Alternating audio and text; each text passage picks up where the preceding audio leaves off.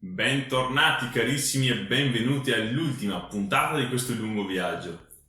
Inutile dire che sono tremendamente soddisfatto di ciò che abbiamo fatto qui. Un breve riassunto corredato dall'approfondimento di ogni capitolo di un libro intero. Vi ringrazio per essere stati con me per tutta la durata di questo calvario. Fatemi sapere se vi può interessare proseguire in questo modo anche con il secondo libro della saga. Se vi ho intrattenuto, vi è piaciuto qualche mio video o addirittura qualcuno di questi l'avete trovato utile o interessante, per cortesia condividetelo e spargete la voce. Iscrivetevi al canale e supportatemi come meglio potete. Siete pronti per la fine? Io sì, sinceramente non vedo l'ora. Andiamo!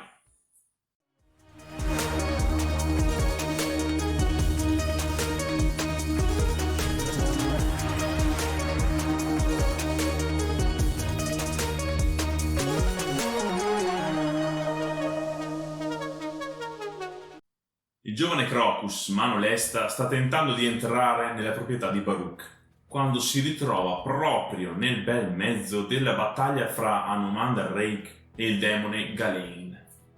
Quest'ultimo ha abbandonato la forma di drago per tornare ad essere un gigante armato d'ascia.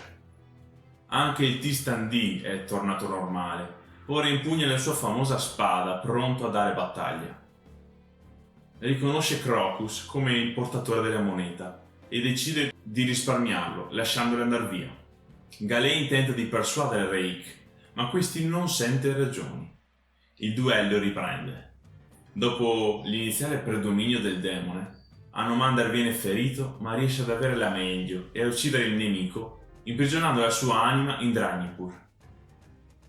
All'interno dello studio dell'alchimista, Baruch ed Erudan devono affrontare Vorkan, signora dei sicari. In loro soccorso arriva Serra, che riesce a ferire la donna, ma nello scontro ha la peggio e viene uccisa. Derudan viene colpita con una lama coperta di veleno, il paralto bianco, e quindi messa fuori gioco. Vorkan sta per scagliarsi contro Baruch quando Crocus, entrato di soppiatto nella proprietà, le lancia addosso due mattoni, riuscendo a farlo fuggire. L'alchimista fortunatamente possiede l'antidoto a questo rarissimo veleno, perciò lo somministra a Derudan, salvandola. Quartier generale degli Alsori di Ponti. Arriva Paran con il corpo dell'aggiunto tra le braccia. Whisky Jack si mette in contatto con Duliek. Il monco informa che Pale è ormai perduta, che a 7 città la ribellione è prossima e che lui e il suo esercito sono stati dichiarati fuori legge dall'imperatrice. Duyek eleva Whisky Jack al grado di suo vicecomandante e mette Paran a capo degli Alsori di Ponti. I soldati hanno la possibilità di ritirarsi, ma tutti quanti decidono di continuare a combattere per il monco e Whisky Jack contro il dominio di Pagno.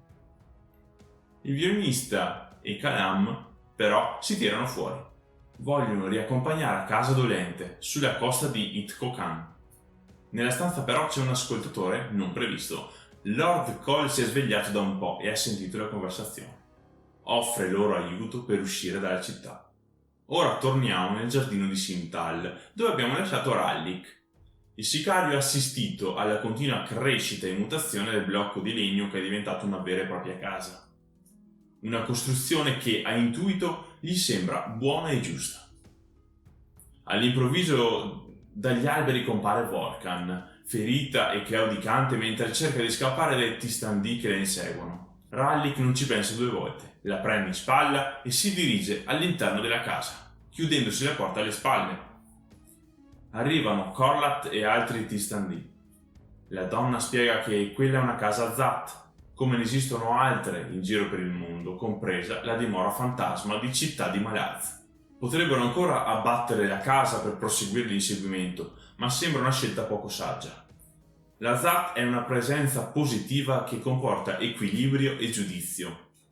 Il capitolo si chiude con Kruppe, Murillo e Crocus che passeggiano per le vie di Darushistan. Il ladro è preoccupato per la fine di Apsalar, ora in compagnia dei Malazan. Ma Kruppe comincia a raccontare la storia di come Lord Cole ha riottenuto i suoi possedimenti.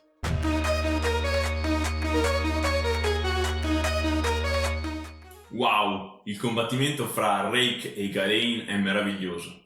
Intriso di hype, ci lascia a bocca aperta nell'immaginarlo. Una cosa piuttosto curiosa è che sembra esserci qualcosa sotto che noi non conosciamo. Vi basta rileggere la frase detta da Rake mentre sommerge difendenti l'avversario.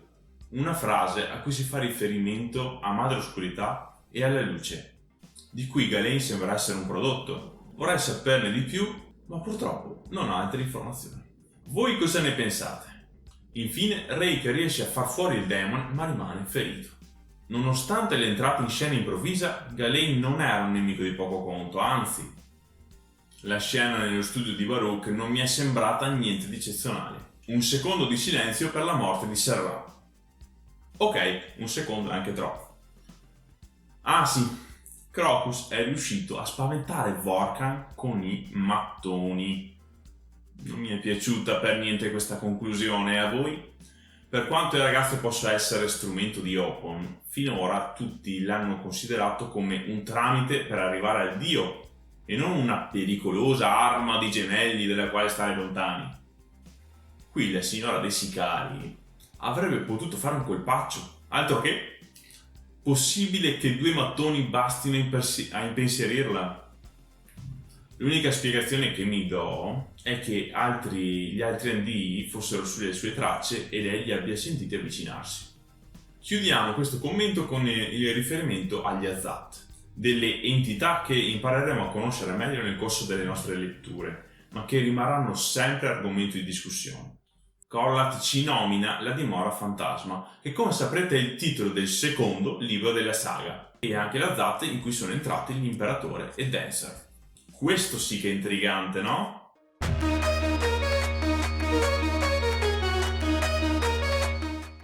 Whiskey Jack viene assistito da Mallet per i dolori alla gamba, non completamente guarita dopo la ferita riportata a causa del tiranno Iagut.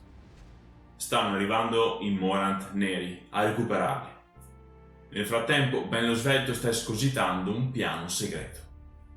Paran viene raggiunto mentalmente da Tattersall. Le promette che la raggiungerà una volta conclusa la missione contro Pagnon. Crocus si è unito a Calame il violinista per accompagnare a casa Apsalar, portando con sé la scimmia alata che era stata di Mammoth. Il ladro decide di non fare più affidamento sulla fortuna, perciò lancia nel lago la famosa moneta di Opon. Così si conclude la prima storia del libro Malazan dei Caduti.